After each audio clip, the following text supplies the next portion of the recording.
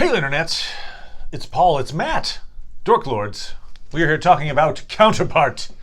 Season 2, Episode 7. No Strings Attached. We begin with Mira talking to management, basically trying to set up this this meeting.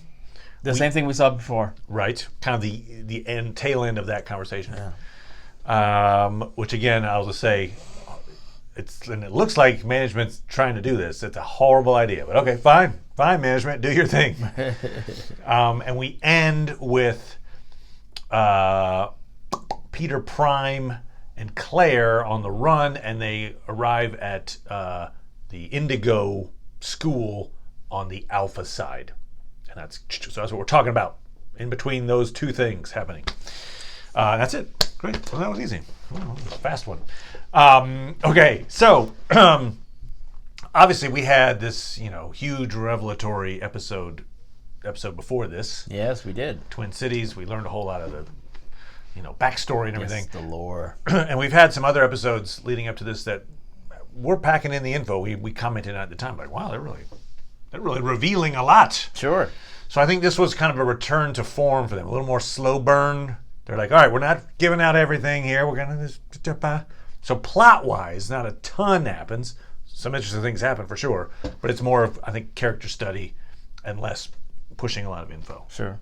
Mira has set up this thing. Hey, I will hand myself over to you with Yannick, my alpha version of Dad. I guess, I don't know. So I'm not sure why Yannick is that important to management. I assume they knew where Echo was. Maybe the idea was that they didn't know where Echo was, so they didn't know where Yannick was? Surely they knew where Yannick was. Yeah. Yeah. Since he's giving them information. Yeah, I'm just not sure why Yannick being thrown into the mix. It sounds like she's saying, I'll give you Yannick if you meet with me. If you have him in a prison and then someone breaks him out, it's not going to be like, well, we don't really care about Yannick. I see. All right. In other words, he could be free thanks to me, but he's not. And I'll hand him over to you. Okay. So that's the deal. I'll turn myself over if I get to meet with you guys and we close down the crossing. It's time to close it. And we see older versions of management, at least on the Prime side. Two people. Well, I guess we see three, wasn't it? I don't know, whatever. I think we do see three. But they're that's Juman's box. I wonder what happened to him. Same thing will happen to us if we don't make this deal. So they're thinking she's going to hunt us down and kill us all if we don't do something. So I guess there's a little more reason to do that. But she wants them to meet with their counterparts all in one place on the Prime side. I think that's important too. Like the meeting is taking place on the Prime side for some reason. Like, does it have to? But apparently it does. Well, the door's closed. Right. But I mean, just saying, once it opens, you can pass either direction. Yeah, but she doesn't belong on the other side. She doesn't know, but Management Alpha, might be like, hey, let's walk into a trap. I don't know. I would just, if I were Management Alpha, I would be like, I'll just pass through. Even if they said on the Alpha side. Yeah, I hear you. You have all those stupid agents running around. Yeah, so there's no place they could go where they could really go. Safe. Yeah, I mean. So in order to, because the doors are closed, Management Prime can't really talk to Management Alpha unless the door's open. Yes. So in order to open the door, they hand back an ambassador. It's like, hey, here's this diplomat. We saw him an episode or two ago. And it only took me until this episode that I realized that he was an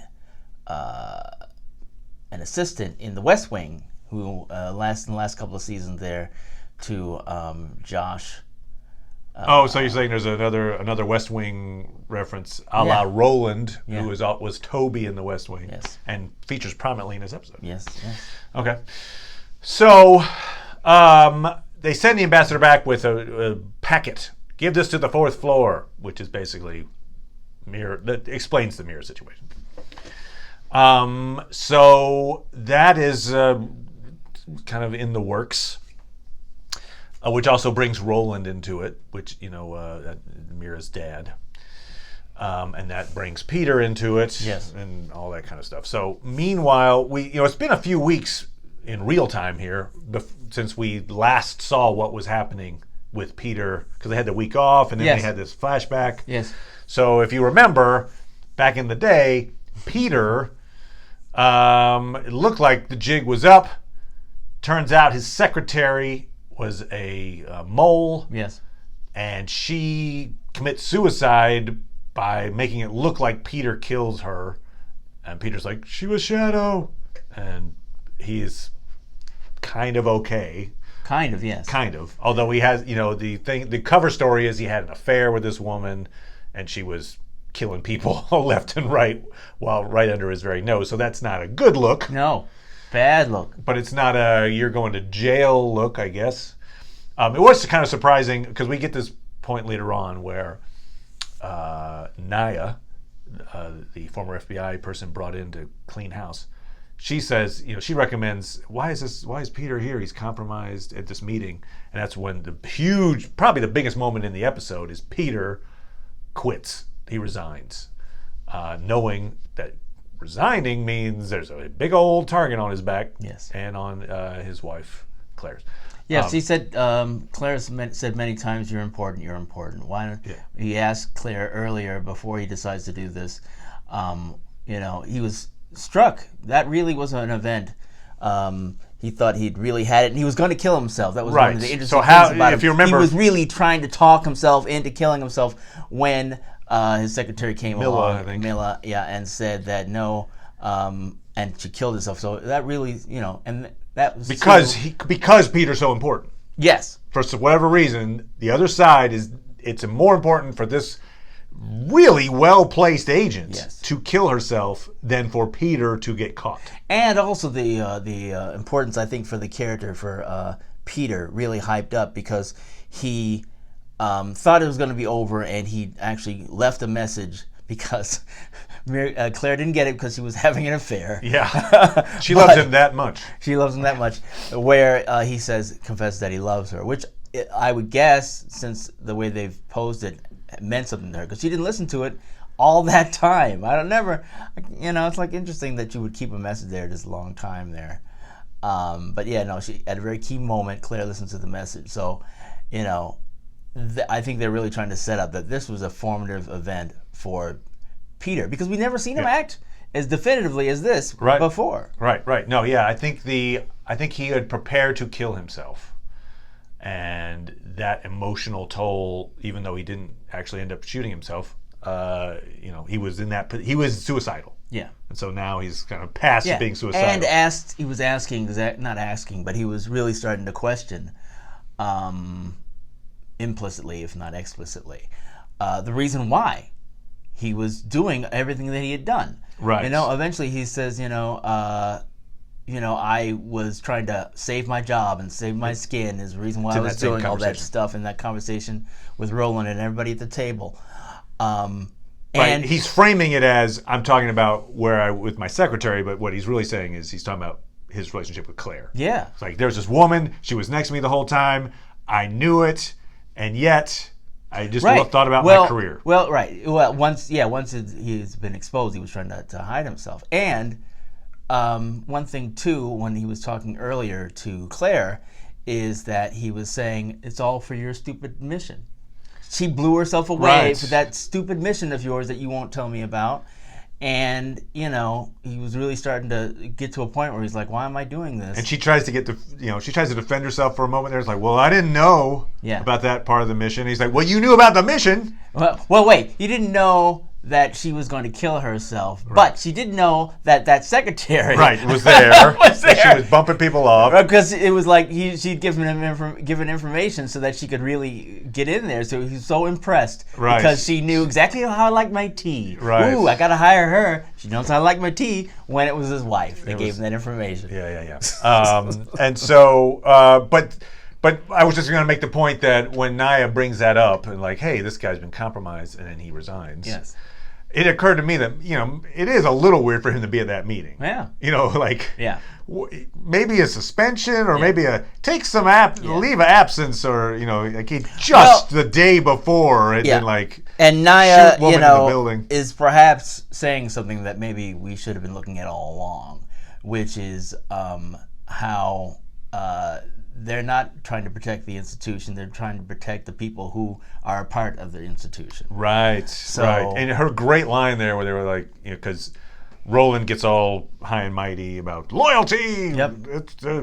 There are foxes in our hen house. And she says, no, the foxes built the hen house. Yeah. Which I think is a great analogy. Yeah, and it's like Peter, amongst the things he was saying, could have called him out too. It's like, you all like 2 or 3 or 4 times, like, have you thought about how this makes me look? How does this make me look? Yeah, he's not a good guy. Roland is a jerk. I mean, really. And in fact, it's really powerful. A great moment is when they're at Peter's house, and it's Peter, Claire, and Roland. And Roland is berating Peter. He's found out that Peter was having an affair with what he thinks is Shadow. Right. But he doesn't apologize, so that's why it's not even good enough. It's like he's got to start berating Claire too. But it's interesting because he's berating Peter. Peter's not saying anything because it's kind of in his best interest to just shut up. Yep. But there's also this notion of, like, this guy has no idea that the woman right next to him killed his daughter. Yes. Like that, like, there's that sense of like, oh, you don't know anything. Yeah, which is like, which gives an interesting color to her indignation. Right. So she turns it around and is like, you don't know me. And she kind of she's talking about growing up, and I guess it would be her life too. But, but it's because she had to have her, and she had to have her leg broken for the skiing. Yes. But the idea of like, oh, and I used to wear the pink stuff, and I was, And he recalls that actually. Rowan recalls that thing when she had her leg broke. She laughed it off. Yeah, he says she has a smile anymore. Yeah, right. She doesn't. Not since she got married. And it's not because of that. And discovered that her fiance was cheating on her, and then was choked to death. And then was dead. Hard to smile when you're dead. And so, but it's just, there's so much undercurrent going on there. And then, of course, you see Peter like going, ixnay on the indignation. Well, he just sort of like looking at her like, what are you doing? He's kind of stop her. Right. But he's sort of like, really? He's kind of happy that she's defending him. But she's also like, he's like, you're giving yourself away. She comes, she's been playing it dangerous lately. I mean, obviously her whole life is dangerous, but she's been, that act of defiance to the dad to say, you don't know who I am, the having sex with Spencer in the house. Later this episode, we see Spencer comes and kisses her, like big, intimate kiss in public, in daylight, out in the open. I was like, no. Well, and she questions the idea of it more than ever before when they're in the car and expose, like it's like the first part when she earlier gets mad because it's like you are idolizing Mira. And she's a bitch. She killed my parents, and she kills all sorts of people. Like, oh, she would never do that. Are you kidding? All the things that she's done. That's a cool line of dialogue too. So because she had even in the 3 weeks ago, she had voiced some concern to Spencer, and so Spencer, to try to put her on the right track, shows her the team. Yeah. To kind of remind her, hey, these people are all working together, remember? That was interesting because the first person she sees apparently doesn't know her. It's like, why are you bringing her here? Like, hey, like, well, it's all right. And so then she sees 2 people who she trained, I'm assuming. Yeah, Ethel was definitely a person she trained. No, there was like 3. But there were others, you're right. More than one. But the last one because there were like 2 people were carrying something. They're like, oh, hey, whatever. And then the last one, I think, was that one that was like difficult. Yes. And she was difficult like, student. So she was like, it's an honor to see you again. Like, is that a friend? No, because you're like... Did she worry she was going to get bumped off? I don't know. Anyway. But well, no, I think either she's accepted what's going on. It's interesting to see exactly, because I think the point they were trying to make when they initially introduced that character is, this is Claire when she was younger. Right. She's as, resistant as Claire was. And so that's why I think they were establishing, like, okay, because now Claire's older and she's a mentor, and she's like showing her how to be a good terrorist. So I think, the fact that now she basically idolizes Claire, really is sort of like, oh my God, what is this thing that I'm Right. looking at? As Claire mentions later, she's like, they all see me as a hero. Yeah, And like, which is why? ridiculous. And are we heroes? And she's openly questioning that. But And really, his thing, like, oh, she's married to nobody, so it's okay to kill her. yeah, I know. Like, you are nuts. So yeah, his defense is kind of interesting because she says, "Hey, did you know I heard this audio? It was Pope talking to Lambert, and he says flat out, Mira killed my parents to make me hate this side." His first response is, "That's a lie. It's fake." Yeah. And she's like, fake. "No," and then he's, "Oh, Mira would never do that." like, and she's like, "What are you talking about?" He goes, "Well, okay, fine, but so." This side's bad, and other people died, and so Yeah, they've killed so many that it's okay. yeah. And They've then done so many bad, then he yeah. pulls the car over, and then he's like, "Look, that woman's place that you took, she was just a nobody. Yeah. Her life was going nowhere." Yeah. I mean, he totally sounds like the like at the end of a Law and Order episode where the guy confesses or something, where he's just like, "Fine, And it's I did it." He says, like, that they sent him off to camp or whatever, which, it makes it really curious if we do discover what your theory is, that, he's I really I think it was the Schmidts, those parents from earlier, because they say they sent their son. Right. And so that means Mira killed them too. Mira killed his parents. You're right. And he doesn't know that necessarily yet. Yeah. I don't know if that would change his mind or not, but Mira has killed both of Well, their sets of parents. if he knew the exact circumstances Yeah, right. that she killed them, Yeah. then I think it would matter. Yeah. It's like in because the questionable thing was, once the wife had sold out the husband, Right. why she would kill the wife. Right.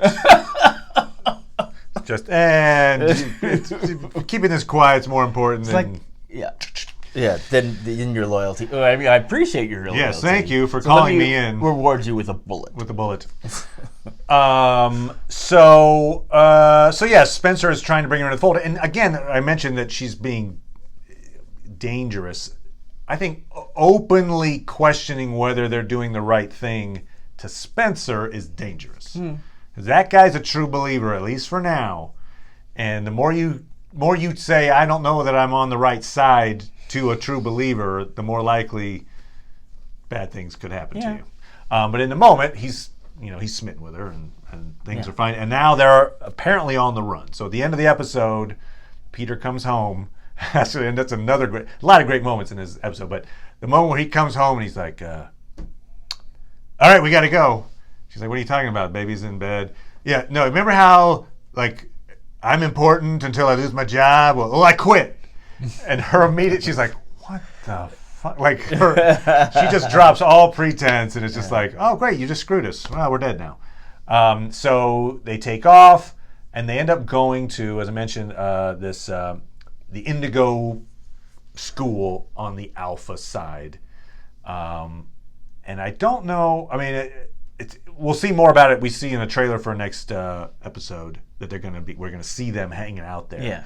And I actually did a little screenshot of the trailer to see, like, because they show one of the rooms from the school on the Alpha side, I assume, and it looks like it's an abandoned, like there's a medical bay where there's got like some cots and then like the little saline bags on racks. Right.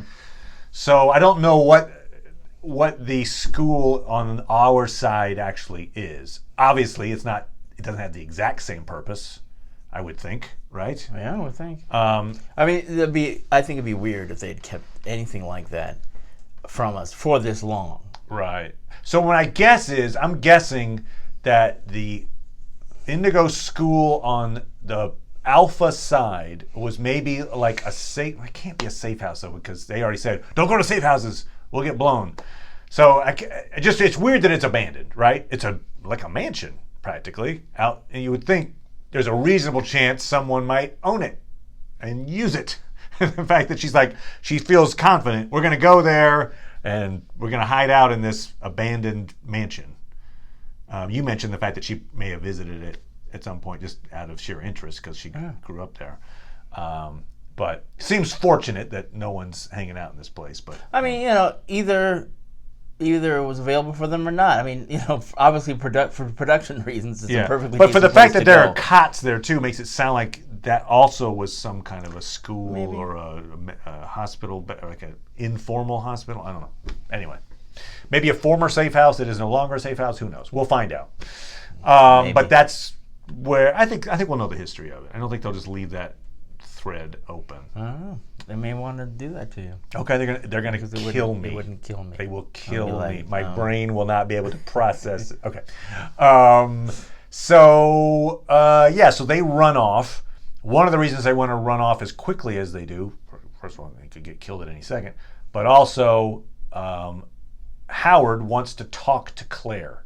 He also takes a chance because he confronts Peter openly at work to say, I need to talk to your wife because we need to know what this plan is, and we need to tell Naya Temple what the plan is, because if we don't, we're screwed. Yeah, it kind of surprised me actually with, because after that he leaves because he's going home, and he sees his wife, and his wife's like, I was worried about you. Where I feel as if she's been becoming more and more suspicious of him all this time, but she says she was still worried about him.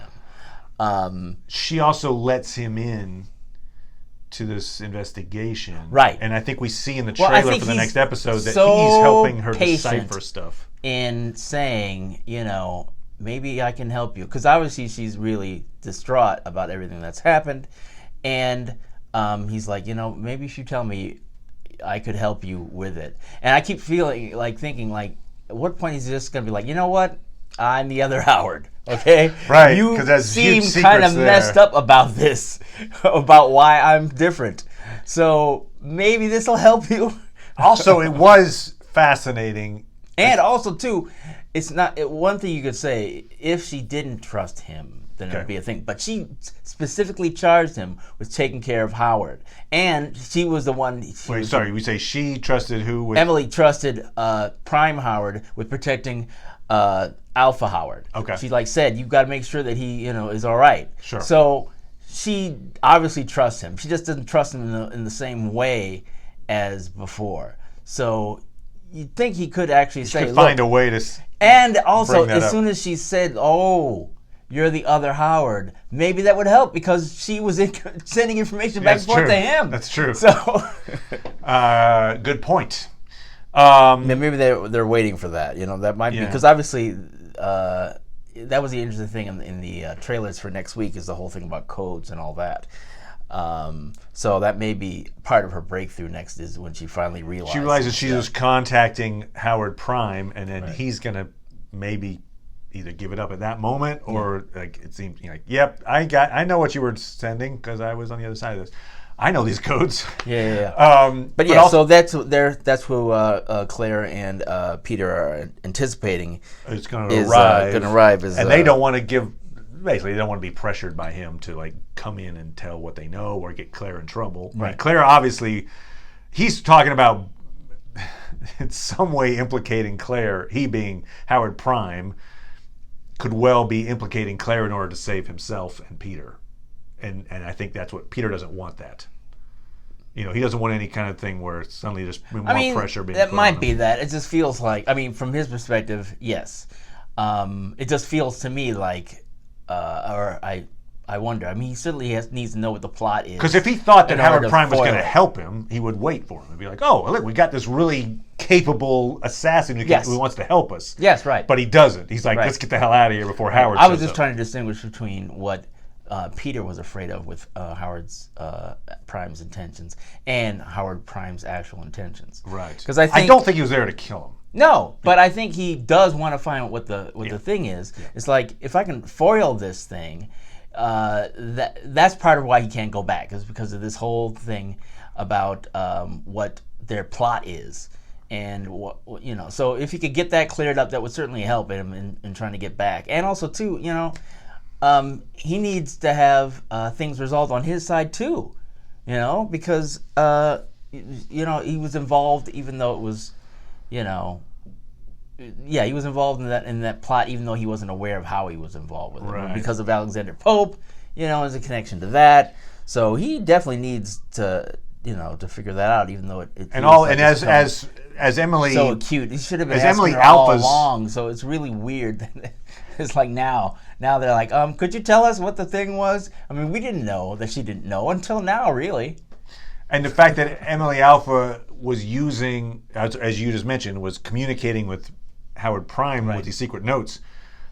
It is dangerous for him if she remembers part of that. Yes. Like if she remembers, oh yeah, there was this guy on the other side. It was the other Howard, and then I think he was bad. I don't know. I mean, she might not remember why she was communicating with the guy, and he could get in real trouble. Yeah, I mean, you'd think. I mean, I thought that when Peter told him in the previous episode that it was Claire that gave the guy up. It's like, okay, now she's working against you. I mean, come on. You got to get on the same page with her. Yes, she doesn't trust you. Give her a reason to trust you. So Howard shows up at Peter and Claire's house, realizes I think at first when he sees that the guards are knocked out, yes, he thinks maybe someone's coming to kill them. Because he kind of comes in with a gun, yeah. He's looking around, realizes, oh wait, they left. I think he kind of gets the idea that they ran off. Yeah. But yeah, we do see again in the trailer for next week, Spencer is hiring Baldwin to kill Emily Alpha. Yeah. Basically says her memory's coming back. We can't have that. So Emily Alpha knows some really important information. And I found this really interesting. We were just talking about this moment when she's sharing with Howard Prime. He's like, look, show me what's going on. Yeah, so she shows him the list people of all who are dead, who are in her team. That's the part where she's always like, 18 people, all on my team. Yeah. Because there weren't that many people killed in this thing. I don't think it was that many more than 18. I think it may have been in like the 20s or something. Like the number of people that were killed off in the incident at the end of last season. Oh. It seems like a high percentage were her team. Oh. That's what I'm thinking, is that maybe there's a relevance there of like, that's why they were trying to bump her off as well. Like that team in particular, they're trying to get rid of. I mean, I guess we kind of know that already, but it's just kind of interesting. Yeah, because like when she goes back, like this place is familiar because that's where she worked, So she knew all those people there, and they were on her team, and so they just killed everybody. Yeah. Anyway, yeah, it was just very interesting how it was that many people from her team. I'm the only one left. I mean, that's kind of a big deal. Anyway, so that was some important information. I mean, Peter's revelatory moment of courage to say, I'm resigning. And it wasn't until that moment, actually, Claire and Peter have so many problems. But, at that point I was invested in them, though, as a team at least. I hear you. Can you redeem Claire? You probably can, but she's done some pretty horrible things. Yes, she has. Yeah, and I do feel like there's a Mira Claire showdown coming. I do feel like that's it. Oh yeah. Yeah. And maybe that's her redemption arc is that she it'd takes be out Mira. Hard to think of somebody who has more stakes in getting her than so one thing to note is when Spencer takes Claire to meet the team, they're also moving these bodies. There's a storehouse that was in Mira's name, and they're worried that once they start digging through records, they're going to find this place. So they're moving stuff out. And it's supposedly involved with the plan, whatever this next attack or whatever it's going to be. I did a little close-up on the boxes that they're moving. They do have hazardous material stickers on them. And you can see the little readouts are for temperatures. There's like temperature ranges. Okay. So who knows? But it does suggest that perhaps it is like a pathogen or something that they're going to try to do a Munich flu back on the alpha side, perhaps. I mean, I don't know, but it did. It seemed like something that they had to be at a certain temperature, and it's a hazardous material. Anyway, we'll see, but it could be a tit for tat thing. It could be. Like, it's not like the other thing. It could be explosive, which can be sensitive to temperature, but it does seem more likely that it's a pathogen. Because referencing back to the Twin Cities episode where they say, if we're thinking about this, what are they thinking on the other side? Right. The title, No Strings Attached, kind of interesting. It's a reference back actually to not the last episode, but episode 5, when we last saw Peter in trouble. That episode was called Shadow Puppets. This is No Strings Attached. And yeah, so it has a number of moments where people are kind of unshackling themselves. Peter's like, I'm done. You know what? For some reason, Prime wants me in this job. Screw him. I'm out. So he cuts the cord, so to speak. We see Howard Alpha on the other side basically cut the strings and say, you know what? First, he has a comment where he realizes that the pills that he took gave away Echo, and that's led to everybody getting killed off, and he's got some survivor's guilt from that. And he's like, was there ever a moment when I wasn't being exploited? You know, he takes that in, and then he tells Emily, like, I'm not gonna be taken prisoner anymore. I'm not gonna do it. Which to me, I'm like, well, is it up to you? Because like you're gonna go commit suicide. It's kind of what you're saying. It does kind of seem like that, especially since he's standing in between, and they're basically. So then he does make the affirmative action to say, no, I'm not going with you. This is where I draw the line. He ends up getting shot, but that's his statement of I'm not being under strings anymore. Also, Ian. We'll talk about him in a sec here, but he makes an act because he is under the control. He's the puppet of management. He draws a weapon on management and ends up killing the representative. So he's cut those strings. You could say that by going with Peter, Claire has cut her strings. So yeah, there's a lot of string cutting going on. It's like it's Christmas. It's Christmas. So yeah, that final shootout, they have basically like a Reservoir Dogs style standoff.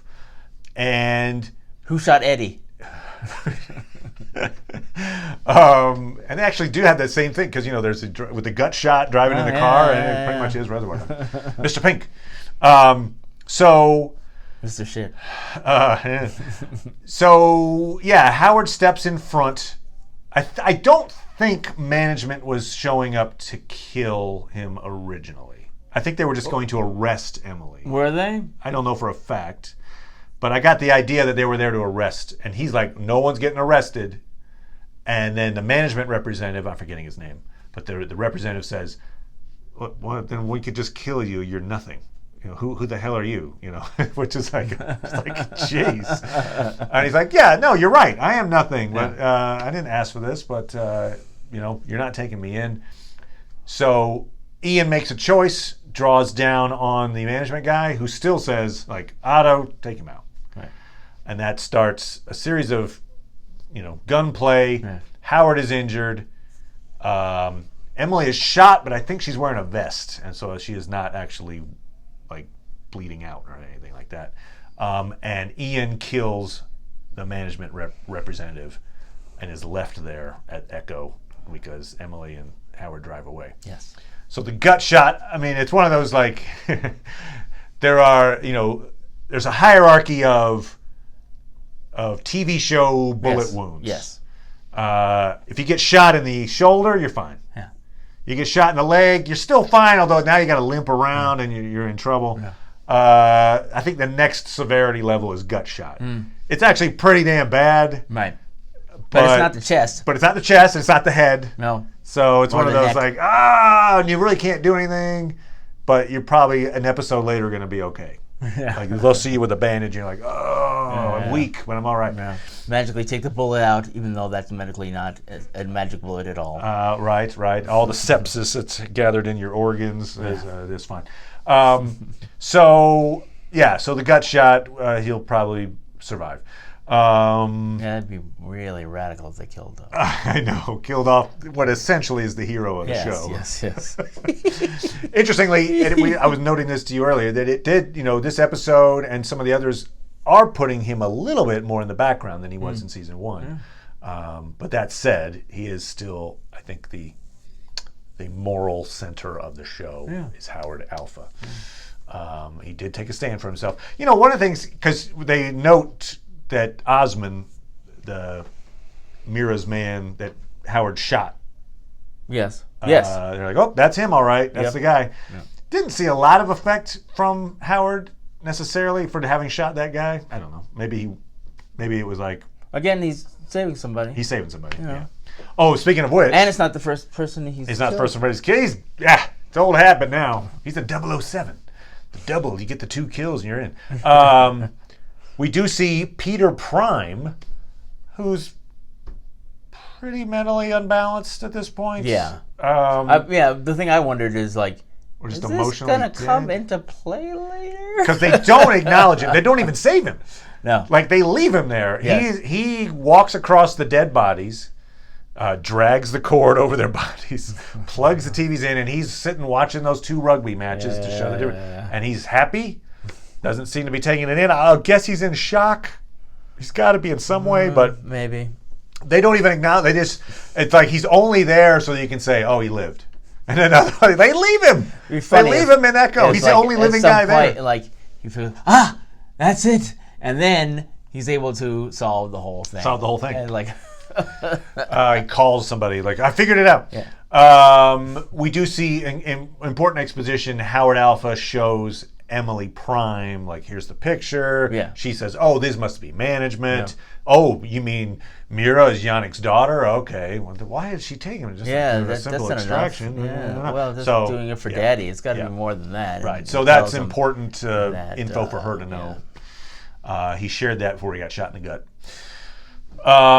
So let's talk about Ian real fast. We get more information about Ian's past. Remember, a few episodes back, we saw him as Wesley Pierce. Yes. He's got his wife, Nomi. She says, like, hey, it's great, but I don't really know who you are. Yeah. We then know that he then, for whatever reason, went over to the other side. Okay, we know more about that now, although I still have some questions about it. So we see Wesley Pierce. He gets the hood put over him, and he gets pulled out to what it looks like is like an abandoned bathhouse. I don't know. Some kind of weird. It's got a lot of porcelain or a lot of ceramics. Anyway, abandoned building where Nomi is dead. Yes.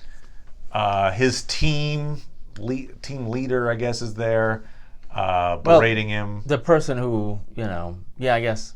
Because they seem to know him pretty well. Yeah. So I think it's somebody who trained him or something. Anyway, it's like, oh yeah, you told her about yourself, and then she had an accident. I don't know that I buy that, but whatever. For whatever reason, she died. I mean, they took her there.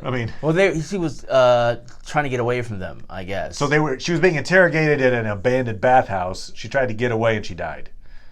I think they came for her, and she tried to get away, but looked like they had shot her in the head. Yeah, I didn't. So he was trying to say they didn't kill her, but I was like, I think you killed her. I think he was saying that we were coming for her, and then she tried to get away because she knew who we were. So then we had to shoot her. And so we had to shoot her. So it's her fault. But it's really his fault because he shouldn't have told her.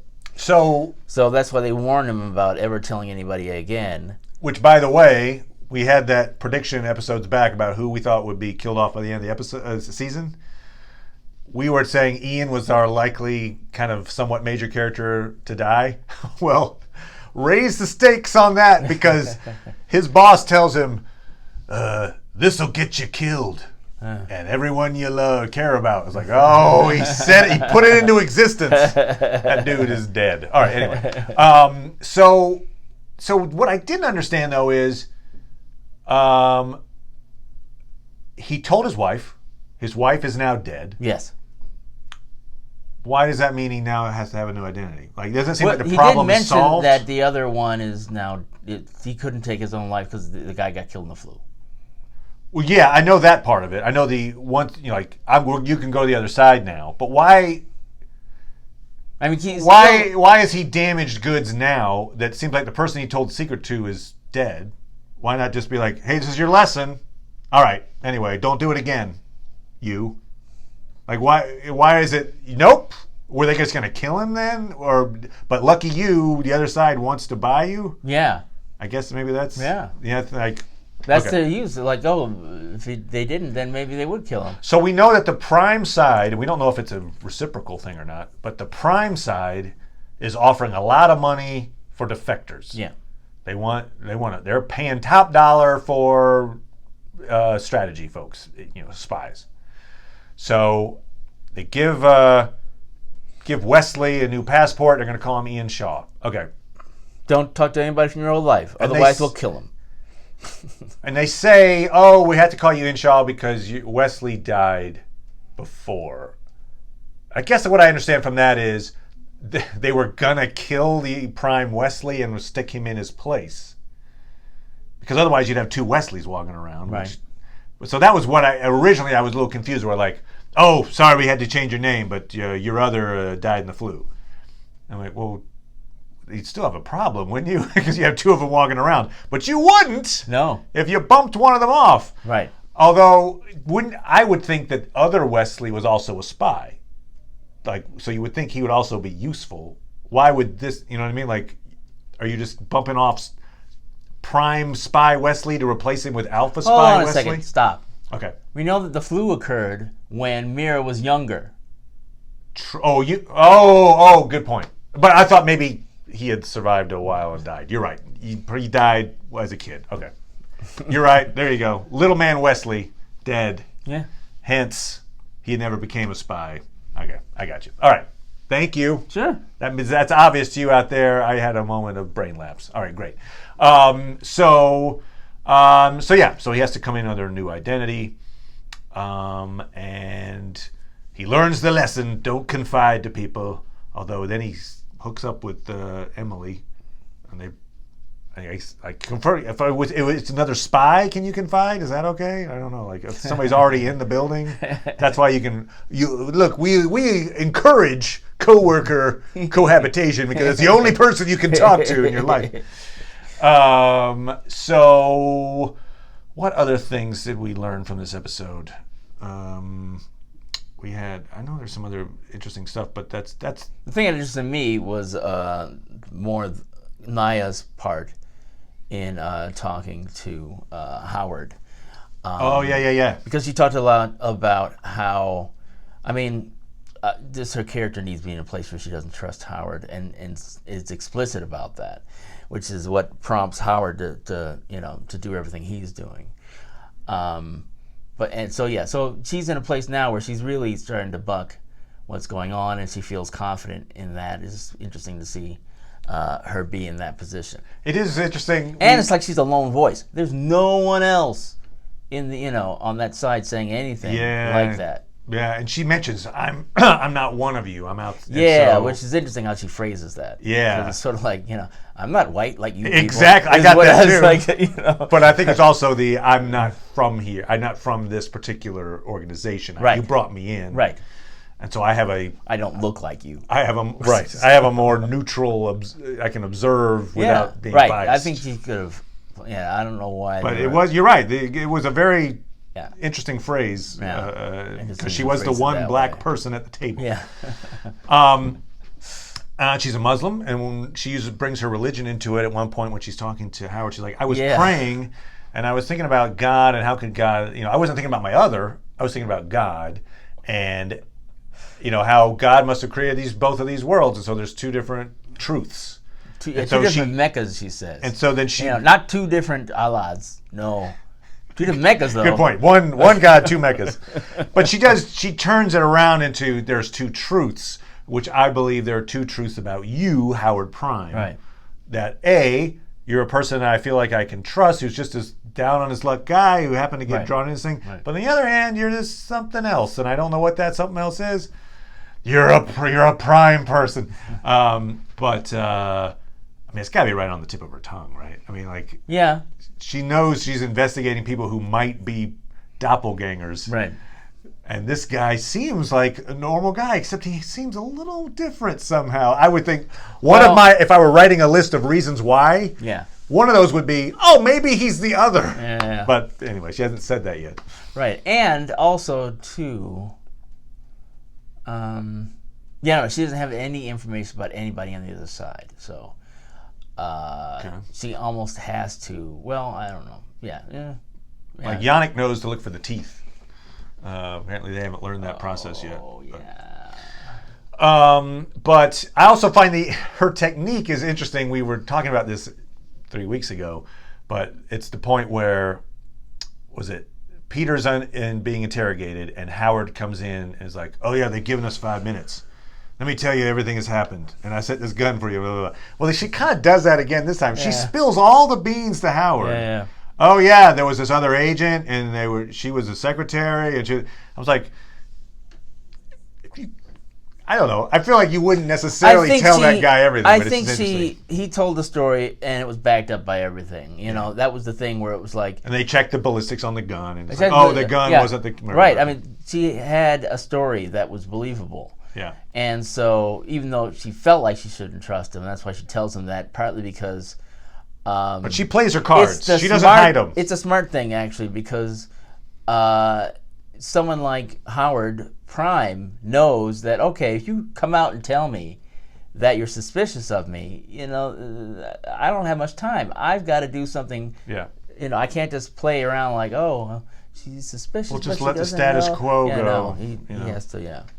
And two, he knows. He's got to know they're close to something going on. Yeah. Something happening. So. Which is why he's escalating this thing, and I got to meet with Claire and figure out what the plan is. Yeah. So yeah, there we go.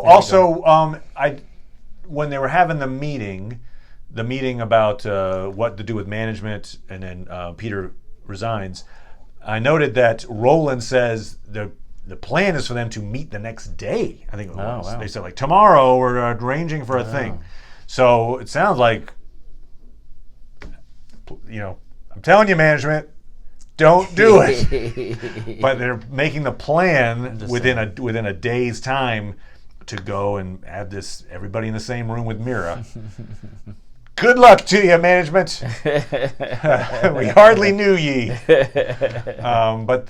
So we look forward to episode 8, and we'll be also talking about Discovery, and I've got a cool Lord of the Rings topic to talk about as well. So thanks so much, everybody. Subscribe, hit like, make a comment. I will make your theories. I will respond to said theories. Thank you so much, everybody. Bye.